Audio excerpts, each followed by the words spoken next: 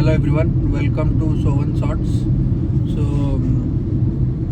मेरे एक्चुअली बहुत सारे सब्सक्राइबर्स हिंदी में है, तो and Hindi is also our national language. So हम लोग अभी से जो पॉडकास्ट या पॉडकास्ट तो नहीं बोलेंगे, अभी से जो भी हम वीडियो बनाएंगे वो हिंदी में ही बनाएंगे। सो आज का जो हमारा हम हर कभी कभी मतलब हर एक कंटेंट को लेके हम लोग डिस्कशन करेंगे। आप उसमें कमेंट भी कर सकते हैं या आप उसमें लिख भी सकते हैं कि इसके बारे में बताइए, उसके बारे में क्या आपका राय है। वी कैन हम लोग एक इंटरेक्टिव सेशन टाइप का कर सकते हैं। सो आज का हमारा जो डिस्कशन है वो है overthinking. So overthinking हर स्टेप में स्टार्ट हो जाता है। जैसे तुम चिल्ड्रन में तो ओवर थिंकिंग नहीं होता है, because they are the purest form of the god. So adulthood में ओवर थिंकिंग स्टार्ट होता है। फिर हम लोग जब नौकरी करते हैं तब ओवर थिंकिंग और थोड़ा हाइप में आता है। फिर जब शादी हो जाता है वहाँ पर भी ओवर थिंकिंग एक प्रॉब्लम क्रिएट करता है। सो ओवर थिंकिंग हमारे लाइफ में हर सेक्टर में प्रॉब्लम्स क्रिएट करता है। फिर हम लोग जब जॉब करने लगते हैं, फिर हम लोग जब थोड़ा शादी कर लेते हैं, फिर उसमें ओवर थिंकिंग प्रॉब्लम क्रिएट करता है। फिर जब हमें एज हो जाता है तब भी हमारा ओवर थिंकिंग हमें प्रॉब्लम करता है। सो अडल्टहुड में कैसे प्रॉब्लम करता है, जैसे मान के चलो अडल्टहुड में एक प्रॉब्लम क्या चलता है हर किसी के लाइफ में, हर स्ट्रगलिंग बच्चे के लाइफ में। सबको जनरली आप देखोगे तो जिनका ठीक है, जो पैदाइशी अमीर हुए हैं या born with a silver spoon, that is not a factor for them, but for every human being and who is struggling for his existence in this world, he will be going through this phase of overthinking. So adulthood में क्या होता है ना, हमें कोई भी, हम पढ़ाई कर रहे हैं, हमें फिर जॉब का टेंशन रहता है, फिर हम लोग डिफरेंट एग्जाम्स अप्लाई करते हैं। सो डिफरेंट एग्जाम जब हम लोग अप्लाई करते हैं तब बहुत सारे एग्जाम्स में हम फेल हो जाते हैं। फिर हम कोचिंग सेंटर जाते हैं, कोचिंग सेंटर जाने के बाद भी हम फेल हो जाते हैं और हमको लगता है कि ये हमसे नहीं हो पाएगा। हमें फिर लोग सुसाइड कर देते हैं, फिर लोग गिव अप कर देते हैं। सो ये ओवर थिंकिंग जो आपको हटाना है, ठीक है। क्या पता लाइक आप अभी एक विवेक ओबरॉय का एक पॉडकास्ट आप सुन सकते हैं, जाके यूट्यूब में अवेलेबल है। वहाँ पे उन्होंने एक चीज़ बोला कि भगवान से थोड़ा चीज़ मांगना बंद कर दो कि भगवान मुझे ये एसएससी जेई का नौकरी दिला दे, भगवान मुझे यूपीएससी में नौकरी दिला दे, मुझे यूपीएससी में आईएएस बना दे। ये छोटे चीज़ों मांगना बंद कर दो। ऐसा नहीं कि आप अगर आईएएस बनोगे तो सोसाइटी के लिए कुछ कर पाओगे, या आईएएस बनोगे तो पैसा कमा पाओगे, या आईएएस बनोगे तो तुम्हारे पास पावर आ पाएगा। ऐसा कुछ भी नहीं है। इफ़ यू देखो, पावर का मतलब ये नहीं कि किसी को धमकाना, डराना। पावर का मतलब होता है लोगों का प्यार। कुछ लोग दुनिया में ऐसे हैं जो पोस्ट में नहीं है, लेकिन लोग उनके लिए पागल हैं, उनके प्रेजेंस के लिए पागल है दुनिया में। Okay, so that is also you are successful. हर कोई ऐसा नहीं कि जो यूपीएससी क्लियर करे, क्योंकि इंडिया में सबसे टफेस्ट एग्जाम एंड सबसे हाईएस्ट प्रायोरिटी एग्जाम है यूपीएससी। ऐसा नहीं कि आप अगर यूपीएससी ही क्लियर कर पा रहे हो तब जाके आपका स्ट्रगल सही है। हर किसी का, भगवान ने सबको वैरायटी बनाया है। अर्जुन एक ही था, श्री कृष्ण एक ही थे, कर्ण एक ही था, ठीक है। मल्टीपल चीजें नहीं बन सकते हैं, हर कोई हर किसी की तरह नहीं बन सकता। अगर ठीक है, जनरली क्या होता है ना, अडल्ट फेज में क्या होता है ना, जब लोगों का नौकरी लगना स्टार्ट हो जाता है तो जिसका नहीं हो रहा है उसको फील होता है, यार हम लोग तो एक साथ कोचिंग लिए, हम लोग तो एक साथ बीटेक किए, लेकिन उसका नौकरी हो गया, मेरा। ऐसा मत सोचो। यहाँ पर इस सब्सक्राइबर्स में मेरा एक स्टूडेंट है, उसका नाम है चित्तरंजन, मैं मेंशन कर रहा हूँ। सो वो बहुत ही अच्छा स्टूडेंट है, बहुत सिंसियर था, ठीक है। सो एक दिन वो मेरे पास आया, वो बोला मुझे कि सर मैं तो इतना अच्छा, मेरा CGPA है, मैं तो पढ़ रहा हूँ, मैं तो इतना मेहनत कर रहा हूँ, लेकिन 2-3 जॉब चला गया, उसका हो गया, लेकिन मेरा नहीं हो रहा है। तो मैं उसको एक चीज़ समझाया कि ऐसा मत सोच कि तेरा जो मेहनत है, तेरा जो सिंसियरिटी है, तेरा जो डिसिप्लिन है, वो कभी बेकार जाएगा, ठीक है। आज के डेट में वो इतना अच्छा नौकरी कर रहा है, वो अच्छी जगह पे है, उसको देखो, बस ये मतलब नहीं है कि आप एक बड़े जगह पे नौकरी करो लेकिन वहाँ पे आपका कोई वैल्यू ना हो। उससे बेटर एक छोटे जगह पे नौकरी करो लेकिन आपका वैल्यू हो, आपका रेस्पेक्ट हो उस कंपनी में, आपके ऊपर डिपेंडेंसी हो। That is also you are successful. ऐसा नहीं आप गूगल में जॉब करो लेकिन वहाँ पे कोई आपको घास नहीं फेंकता होगा, आप बस जा रहे हो, आ रहे हो, पैसा कमा रहे हो, आ रहे हो, पैसा ला रहे हो। Money is not everything. You need respect, you need people to be dependent in you. तुमको अपना क्वालिटी दिखाना होगा। तुम एक छोटे कंपनी में काम करो, लेकिन इतना अच्छा काम करो कि उसको तुम ग्लोबल लेवल में ले सको। किसी भी चीज को छोटा से बड़ा बनाने से इज बेटर, उससे ये बेटर नहीं कि एक बड़े कंपनी में जाके, ठीक है मैं ये नहीं बोल रहा हूँ कि जो लोग को गूगल में माइक्रोसॉफ्ट में जॉब मिल रहा है वो लोग बेकार, वैसा नहीं है। लेकिन अगर नहीं मिल रहा है तो भी कोई प्रॉब्लम नहीं है, ठीक है, उनका डेस्टिनी वो था, उनका डिसिप्लिन, उनका देखो ब्रेन नॉलेज ये सब भगवान ने सबको डिवाइड करके दिए हैं। ऐसा नहीं है कि जिसके पास नॉलेज नहीं है, जिसके पास ब्रेन नहीं है, जिसके पास टैलेंट नहीं है, उसका लाइफ में जीने का कोई हक नहीं है, वैसा नहीं, वैसा कभी मत सोचो, ठीक है। फिर जॉब सेक्टर में जब हम लोग आ जाते हैं, फिर हम लोग ओवरथिंक करना स्टार्ट कर देते हैं, क्या कि हमारे बारे में ये क्या सोच रहे हैं, वो क्या सोच रहे हैं, वो क्या बोल रहे हैं, ठीक है, मैं तो ये कर रहा हूँ। नो, जॉब सेक्टर में लोग आपका पैर खींचेंगे, आपका टांग खींचेंगे लोग। आप जितना अच्छा काम करोगे, जितना आपको प्रायोरिटी मिलेगा, लोग आपका टांग खींचेंगे। दैट इज दी, ये थंब रूल है। ये न्यूटन, आइंस्टाइन, ये लोग थंब रूल जो निकाले वो अलग है। ये जनरल ह्यूमन थंब रूल है कि आप जितना ऊपर जाएंगे, आपका पैर खींचने के लिए लोग रेडी हो जाएंगे।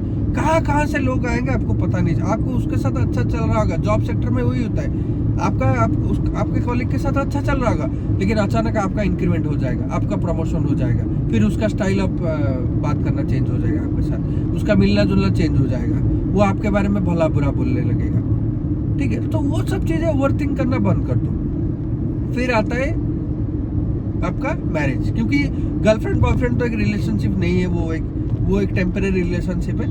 आप शादी में जब आ जाते हो, तो शादी में सबसे बड़ा प्रॉब्लम होता है ओवरथिंकिंग। बीवी हो या हस्बैंड हो, दोनों को ओवरथिंकिंग को हटाना होगा। अगर ओवरथिंक करना स्टार्ट कर दिए तो तुम्हारा रिलेशनशिप गया, ठीक है। कल मैं ही एक पॉडकास्ट सुन रहा था, उसमें he was a detective, he was a spy detective. तो वो यही चीज बोल रहा था कि जनरली क्या होता है ना, लोग ओवरथिंक करके ही अपना रिलेशनशिप खराब कर देते हैं। पहले तो हम लोग इतना अच्छा थे, पहले 2 साल में तो वो मुझे घुमाने ले जाता था, इतना प्यार करता था, आजकल नहीं कर रहा, इस मतलब कुछ प्रॉब्लम है, कहीं और चल रहा है, कुछ मन टूट गया है, ये हो गया है, ये सब करके झगड़ा होना स्टार्ट हो जाता है, ठीक है। फिर हस्बैंड भी नहीं, वो भी नया जब आती थी बहुत, मुझे ये खिलाती थी, वो खिलाती थी, आजकल नहीं कर रहा, आजकल इंस्टाग्राम में ये कर रही, वो कर रही, ठीक है ना। You can discuss rather than overthinking, we can discuss, ठीक है। और एक चीज सबसे बड़ा प्रॉब्लम क्या होता है, मतलब हमारे पेरेंटहुड में भी, जब आपका मतलब बच्चे हो जाते हैं, कोई भी पेरेंट्स आप ले लो, ये जनरली क्या करते हैं ना, बच्चे को कुछ भी प्रॉब्लम होता है, ठीक है, ठंडा हो गया या सर्दी हो गया या फिर जुकाम हो गया, कुछ भी प्रॉब्लम, ये लोग पहले गूगल कर देते हैं, ठीक है, कि 2-3 दिन से ये हुआ है, what is the reason, effect, ये सब मेडिसिन खरीद के ले आते हैं, साइड इफेक्ट क्या है, ये क्या है, वो क्या है। अरे भाई, गूगल में आप कुछ भी ढूंढो, वो घुमा फिरा के आपको कैंसर के पास ले जाता है, ठीक है। मेरे एक मतलब गुड फ्रेंड ऑफ माइन, उनका कुछ भी प्रॉब्लम होता है वो गूगल कर देते हैं, और वो गूगल आपको उनका कुछ भी थोड़ा सर दर्द होता है, वो चले जाते हैं ब्रेन का MRI करने के लिए। चलो वहाँ पे, आई एम नॉट टेलिंग कि तुम्हारे पास पैसा है, तुम खर्चा करो, तुम्हारा मर्जी है, वो अलग बात है, लेकिन बात ये है कि इतना ओवरथिंक करना क्यों है। आपका पेट खराब हो रहा है, ये हो रहा है, नॉर्मल बी नॉर्मल, आप जो नॉर्मल मेडिसिन से वो खाइए, नहीं तो अगर ज़्यादा हो रहा है तो डॉक्टर के पास जाइए, लेकिन खुद गूगल करके ओवरथिंक करके पागल की तरह MRI करो, ये करो, वो करो, फिर देखो, आप किसी भी डिजीज के बारे में ना ज़्यादा सोचेंगे, वो आपको ज़्यादा अफेक्ट करेगा, ठीक है। मैं ये नहीं बोल रहा हूँ कि आप उसको डॉक्टर के पास न जाओ या मेडिसिन मत खाओ, लेकिन ज़्यादा उसके बारे में सोचना नहीं है, ठीक है। मैं अपना एग्जांपल दे रहा हूँ, ऐसे बहुत सारे डिजीजेस हैं, मतलब जिनका मीनिंग मुझे पता नहीं है, भगवान करे वो मुझे कभी हो ना भी, ठीक है। जैसे बहुत सारे कॉमन डिजीज, कॉन्स्टिपेशन हो गई, मुझे बहुत मतलब 25-28 साल तक मुझे पता भी नहीं था कि कॉन्स्टिपेशन होता क्या है, ये पाइल्स होता क्या है, ठीक है। और मेरा ये माइंड सेट है, ठीक है, ये तुम्हारा माइंड, ये मेरा माइंड सेट है कि मुझे जिस डिजीज के बारे में पता नहीं, आइडिया नहीं, मुझे कभी होगा नहीं, हो भगवान करे ना हो, ठीक है, ये मेरा माइंड सेट है। और मुझे कभी भी कुछ भी प्रॉब्लम होता है, जैसे बुखार हो गया या पेट खराब हो गया, डायरिया, जो भी हो गया, मैं इतना सोचता नहीं हूँ, मैं अपना नॉर्मल रहता हूँ, नॉर्मल खाता हूँ, नॉर्मल उठता हूँ, बैठता हूँ, वो अपने आप चला जाता है, क्योंकि आप जितने उसके बारे में सोचने लगेंगे कि मेरा तो पेट खराब है, मेरा तो 6-7 बार मैं बाथरूम जा चुका हूँ, मैं क्या खाऊं, ये खाऊं, वो खाऊं, इतना सोचोगे तो फिर वो ज़्यादा तुम्हें दबाव देने लगेगा कि हाँ ये खाने से हो जाएगा, वो खाने से नहीं। नॉर्मल खाओ, नॉर्मल, बी नॉर्मल, भूल ही जाओ। सबसे बेस्ट थिंग है इग्नोर, अपना इग्नोर करो, अपना नॉर्मल जो खाना है खाओ, नॉर्मल जैसे काम करना है करो, फिर नॉर्मल मेडिसिन जो लेना है लो, अपने आप ठीक हो जाएगा। अरे इतना, you take the example of Yuvraj Singh cancer से उठ के आया है।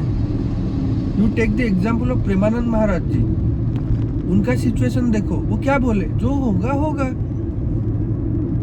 ऐसे बहुत सारे लोग हैं।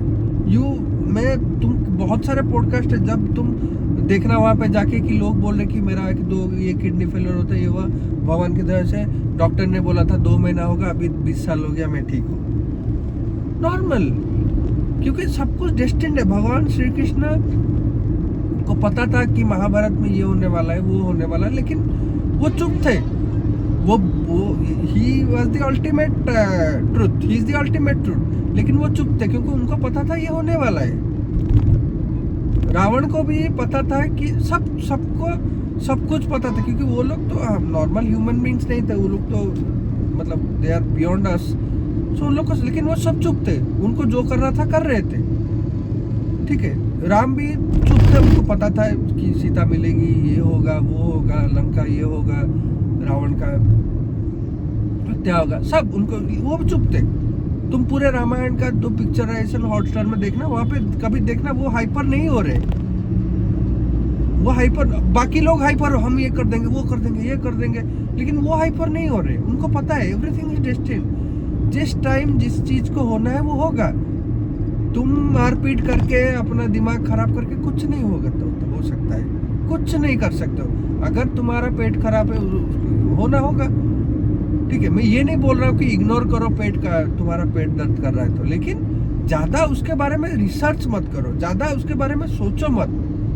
मेरा ये हो गया, वो हो गया, मैंने वो खाया था इसलिए हुआ, क्या इसलिए हुआ था, मैं नहीं खाऊंगा, वैसे कुछ नहीं है। जो सिगरेट नहीं फूकता है उसका भी लंग्स का प्रॉब्लम होता है, जो फूकता है उसको नहीं होता है। आज तक तो साइंटिस्ट लोग को पता भी नहीं चला कि रिसर्च करके ये हो कैसे रहा है। ठीक है, जो ज्यादा दारू पी रहा है उसका किडनी फेलियर हो जा रहा है, जो नहीं पी रहा है उसका भी हो जा रहा है। तो इसका कुछ स्टैटिस्टिकल डेटा नहीं है, तो ओवर थिंकिंग करना बंद कर दो। ठीक है, ओल्ड एज में क्या होता है ना, मेमोरी फेलियर हो जाता है, तब लोग ओवर थिंक करने लगते हैं। ठीक है, ओल्ड एज में तुम अपना लाइफ जी लियो, कोई प्रॉब्लम नहीं है।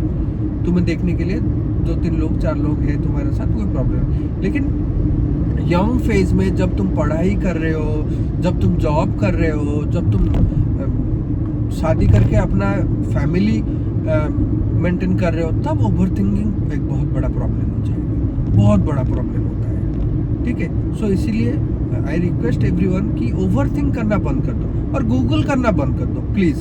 गूगल अच्छे चीजों के लिए करो, अच्छे चीजों के लिए गूगल करो, ये चीजों के लिए गूगल मत करो। ठीक है, पढ़ाई में जिसके साथ जो हो, वो आईएएस बन गया, कोई प्रॉब्लम नहीं। वो ये एग्जाम कांग्रेचुलेशन लिख लो, छोड़ दो, फिर अपना काम में लगो। तुमको जो बनना है तुम एक दिन बनोगे। तुम अपना डिसिप्लिन, अपना सिंसियरिटी मेंटेन करके चलो। ठीक है, मेरा जिस दिन से व्हाट्सएप स्टार्ट हुआ, मेरा व्हाट्सएप का जो स्टेटस नहीं, उसका जो हम लोग देते हैं, मतलब डिस्क्राइब योरसेल्फ या जो भी है, मेरा पहले दिन से ही एक चीज लिखा हुआ है, I will be at the place I always wanted to be. बस, मे बी ये जगह मेरे लिए सही हो सकता है। लोग पूछते तुम यहाँ क्यों हो, तुम वहाँ नौकरी मिल सकता था, तुम्हें वहाँ मिल सकता था, नहीं, may be this is my right place. मैं जहाँ भी जॉब कर रहा हूँ वहाँ एक्सेल कर रहा हूँ। हर 6 महीना, हर 1 साल में मेरा ग्रोथ हो रहा है। मैं लोगों के साथ ज़्यादा कॉन्टैक्ट में आ रहा हूँ, मैं प्रायोरिटी लिस्ट में आ रहा हूँ, वो इम्पोर्टेंट है। मैं अभी एक बड़े यूनिवर्सिटी में चला जाऊँगा, कहीं कोने में लेके बिठा देंगे, वहाँ कोई घास नहीं फेंक रहा होगा, वहाँ पे बड़े बड़े लोग होंगे, वहाँ पे बड़े बड़े हस्तियाँ होंगे जो 20 साल 30 साल से उसके यूनिवर्सिटी में काम कर रहे हैं। उनका तो आप अचानक जाके तो 2 महीने 3 महीने में अपना प्रायोरिटी वहाँ जता नहीं सकते, टाइम लगेगा आपको 10 साल। लेकिन यहाँ एक नॉर्मल यूनिवर्सिटी या नॉर्मल ऑफिस में जॉब करके आप अगर उसका क्रेडेंशियल, उसका क्रेडिबिलिटी बढ़ा सकते हो, तो क्या पता आप बहुत बड़े पोजीशन में चले जाओ। ठीक है, किसी और जगह पे एक छोटे पोस्ट में हो ना, अरे छोटे जगह पे बड़े पोस्ट में आने में डिफरेंस, क्योंकि पोस्ट में आपका एक्सपीरियंस बढ़ेगा, आपका काम करने का स्टाइल बढ़ेगा, वो चेंज होगा, ठीक है। बड़े जगह पे एक छोटे पोस्ट में रह के तो क्या आपको रिस्पॉन्सिबिलिटी नहीं मिलेगा, आपको एक्सप्लोर करने के लिए आपको पास जगह नहीं होगा। आप बस अपना छोटा सा काम किए, फिर लोग बोलेंगे उतने में रहो। लेकिन एक छोटे जगह पे बड़े पोस्ट में रहोगे तो आपको एक्सपेंशन के लिए, ग्रोथ के लिए आपको स्पेस मिलेगा, आपको डिसीजन मेकिंग का पावर आपका स्ट्रांग हो जाएगा, ठीक है। So thank you so much for being with us. हम हर दिन या हर अल्टरनेट डे में एक कंटेंट के ऊपर डिस्कशन करेंगे। Thank you so much. Please like share and subscribe. So one shots.